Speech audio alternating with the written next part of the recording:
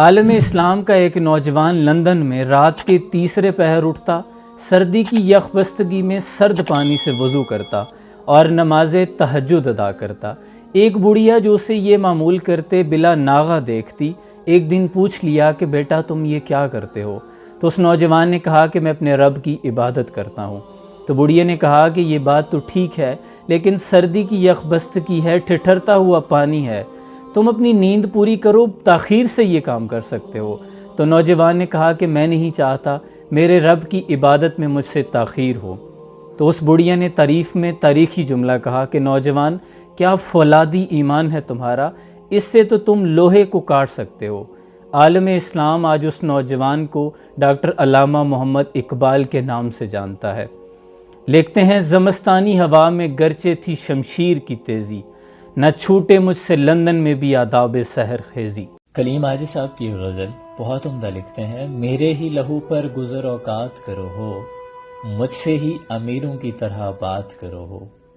دن ایک ستم رات کرو ہو، وہ دوست ہو دشمن کو بھی تم مات کرو ہو،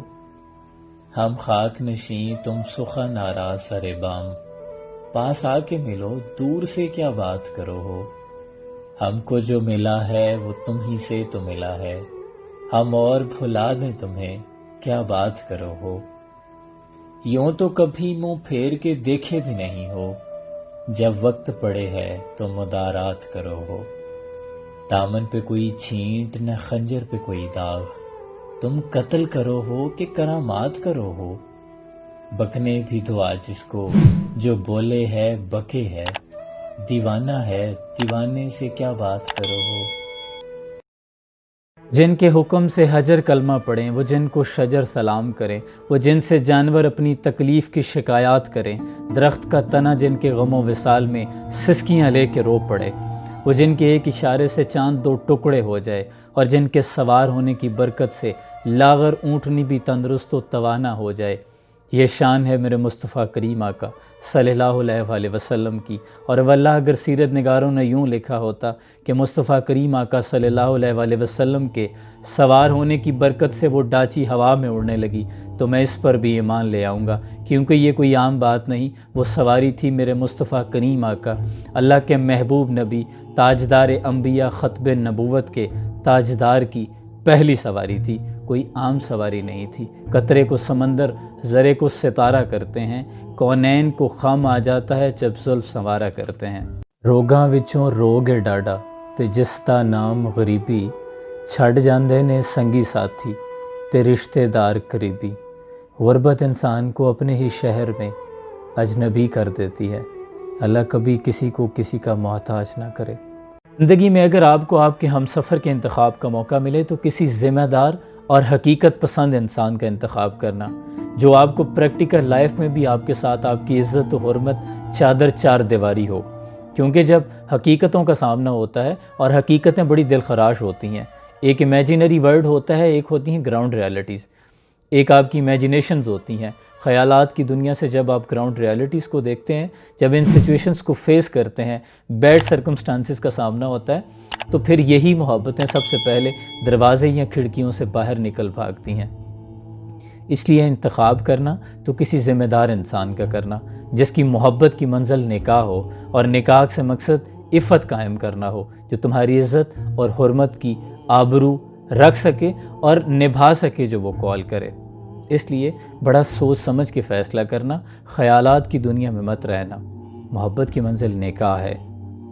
تو مخزوم قبیلے کی ایک اہم عورت نے چوری کر لی، اشرافیہ نے حضرت اسامہ رضی اللہ تعالیٰ عنہ سے سفارش کرنے کو کہا۔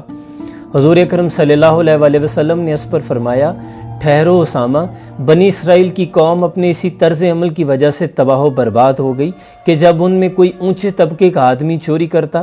تو اس کو چھوڑ دیا جاتا، اور جب کوئی نچلے طبقے کا آدمی چوری کرتا تو اس کو سزا دی جاتی، اور باخدا اگر اس کی جگہ میری بیٹی فاطمہ بنت محمد صلی اللہ علیہ وآلہ وسلم بھی ہوتی تو میں اس کا بھی ہاتھ کاٹ دیتا۔ یہ عدل کا معیار ہے، یہ میرے اسلام کا مزاج ہے۔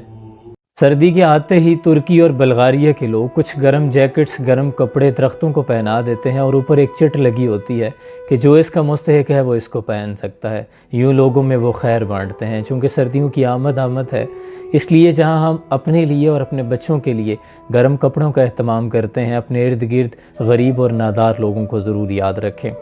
اپنی گاڑی کے اندر رکھ لیں کپڑے خرید کے۔ جو صاحب ثروت ہیں وہ نئے بھی خرید سکتے ہیں، جن کو اللہ نے نوازا ہے۔ اگر نہیں خرید سکتے تو آپ ان کے لیے لنڈے سے بھی خرید سکتے ہیں، وہاں 2 کی بجائے آپ 4 خرید لیں گے۔ تو اپنی گاڑی میں رکھ لیں، رستے میں آپ کو کہیں بھی لوگ نظر آئیں، کیونکہ گرمی برداشت ہو سکتی ہے، سردی کی یخبستگی برداشت نہیں ہوتی۔ اور اگر کبھی آپ کو ڈپریشن محسوس ہو تو سردی کی ٹھٹھرتی ہوئی رات میں شیشہ نیچے کر کے گاڑی کا ایک انڈا اس بچے سے لے کے اس کو چھیل کے خود کھلا دیں، آپ کو روحانیت محسوس ہوگی، پھر آپ کو اللہ اپنے قریب محسوس ہوگا۔ ایک مرتبہ جبریل علیہ السلام بارگاہ رسالت میں عرض کرتے ہیں، یا رسول اللہ صلی اللہ علیہ وآلہ وسلم، آج میں اللہ تعالیٰ کے اتنے قریب ہوا کہ آج سے پہلے کبھی اتنا قرب حاصل نہیں ہوا۔ حاشیے میں لکھا ہے کہ جبریل علیہ السلام کو اتنا قرب بھی اس لیے حاصل ہوا کیونکہ حضور اکرم صلی اللہ علیہ وآلہ وسلم نے جبریل علیہ السلام کو یہ پیغام دے کے بھیجا تھا کہ جبریل اللہ سے پوچھ کے آؤ کہ دنیا میں بہترین جگہ کون سی ہے۔ تو اللہ تعالیٰ نے ارشاد فرمایا کہ بہترین مقامات بازار ہیں اور بہترین مقامات مساجد ہیں۔ تو حضور اکرم صلی اللہ علیہ وآلہ وسلم پوچھتے ہیں، جبریل ذرا بتا آج تو اللہ تعالیٰ کے کتنے قریب ہوا؟ تو جبریل علیہ السلام عرض کرتے ہیں کہ حضور میرے اور اللہ کے درمیان 70,000 نور کے پردے رہ گئے تھے۔ قربان جاؤں حضور اکرم صلی اللہ علیہ وآلہ وسلم کے مقام پر آپ کے اور اللہ کے درمیان ایک بھی پردہ حائل نہیں تھا، اور پھر بھی صدا آ رہی تھی، اور قریب آ جاؤ، اور قریب آ جاؤ۔ دنیا میں جتنے بھی کریٹیو لوگ ہوتے ہیں جنہیں لگتا ہے کہ میں دوسروں سے مختلف ہوں،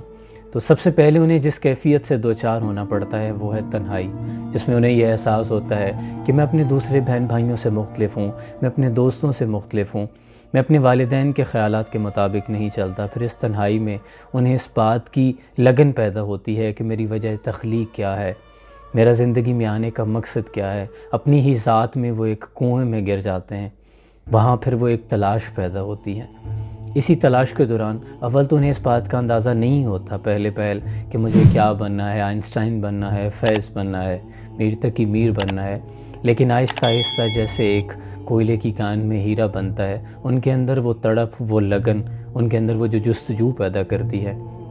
کہ میں دوسرے انسانوں سے مختلف ہوں۔ یہاں آئے، بڑے ہوئے، شادی ہوئی، بچے پیدا کیے، زندگی سے واپس چلے گئے، یہ زندگی نہیں، زندگی کا مقصد کچھ اور۔ آپ جانتے ہیں تصویر میں نظر آتا یہ آدمی ہاتھ میں ٹوٹا موبائل پکڑے سیاہ فام شخص کون ہے؟ یہ دنیا کا مشہور فٹ بالر سیڈیو مانے، سینیگال، مغربی افریقہ سے ان کا تعلق ہے، اور آپ کو جان کے حیرانی ہوگی کہ ان کی ایک ہفتہ کی آمدنی پاکستانی روپوں میں تقریباً 3 کروڑ روپے بنتی ہے، اور ان کے ہاتھ میں اکثر کم قیمت ٹوٹا ہوا موبائل ہوتا ہے۔ ایک انٹرویو میں جب ان سے پوچھا گیا کہ یہ آپ کا موبائل ٹوٹا ہوا ہے تو وہ کہنے لگے میں اسے ریپیئر کروا لوں گا۔ پھر پوچھا گیا کہ نیا کیوں نہیں خریدتے، تو کہنے لگا کہ میں سے 1000 فون، 10 فراری گاڑیاں اور 2 جیٹ طیارے خرید سکتا ہوں، لیکن مجھے ان سب کی ضرورت نہیں ہے۔ میں نے غربت دیکھی ہے، میں پڑھ نہیں پایا، اس لیے میں نے ایسے سکول کھولے ہیں کہ غریبوں کے بچے پڑھ سکے۔ میرے پاس جوتے نہیں تھے، میں بغیر جوتوں کے کھیلتا تھا، میرے پاس کپڑے نہیں تھے، کھانے کے لیے کچھ نہیں تھا، لیکن مجھے اس دکھاوے کی ضرورت نہیں، میں ان لوگوں پر خرچ کرنا چاہتا ہوں جو محروم ہیں۔ ایسے لوگوں کی قدر کرنی چاہیے۔ سکھاں صدراں پالی رکھ، آستہ دیوا بالی رکھ، شوق دا شربت پیندا رہو لیکن ہوش سنبھالی رکھ، پگڑی وچ وڈیائی وستی، چٹی بھاویں کالی رکھ، تے سوکھے ویلے کام آسی آ، دل دریا سنبھالی رکھ، چھوڑ مثالاں لوکاں تائیں، اپنا آپ مثالی رکھ، عیباں اتے پردے پا، تھالی اتے تھالی رکھ، فانی لوکاں دی کی یاری، رب ولی نو والی رکھ، کدی تے پتھر پارس پنسی، عشق دا پامبڑ بالی رکھ۔ للہ و انا الیہ راجعون۔ عموماً یہ الفاظ ہم تب دہراتے ہیں جب کسی کے فوت ہونے کی ہمیں اطلاع ملتی ہے، جبکہ یہ الفاظ کسی بھی پریشانی، کسی غم، کسی مصیبت کے آنے پر، کسی چیز کے چھن جانے، دنیاوی نقصان یا گم ہو جانے کی صورت میں بھی ادا کرنا انتہائی اہمیت کے حامل ہے، اور اس کا بڑا اجر ہے۔ ایک مرتبہ دیے کے بجھنے پر نبی کریم صلی اللہ علیہ وآلہ وسلم نے یہ دہرایا ان للہ و انا الیہ راجعون، تو حضرت عائشہ نے عرض کی کہ یا رسول اللہ صلی اللہ علیہ وآلہ وسلم یہ کوئی پریشانی یا مصیبت تو نہیں تھی؟ تو آپ نے فرمایا عائشہ اس میں بھی اللہ کی حکمت ہے، اس کا بہت اجر ہے، یعنی اس کے اجر میں اللہ آپ کو آپ کے ہو جانے والے نقصان کے بدلے دنیا میں بھی بہت اجر عطا کرے گا اور آخرت میں بھی آپ کے لیے اس کے بدلے میں اجر رکھا ہے۔ اس لیے اس آیت کریمہ کو اپنی زندگی میں معمول کے مطابق ایک مرتبہ چند صحابہ کرام رضی اللہ تعالیٰ عنہم حضور اکرم صلی اللہ علیہ وآلہ وسلم کے دولت کدے کے باہر آپ حضور اکرم صلی اللہ علیہ وآلہ وسلم کی آمد کے منتظر تھے،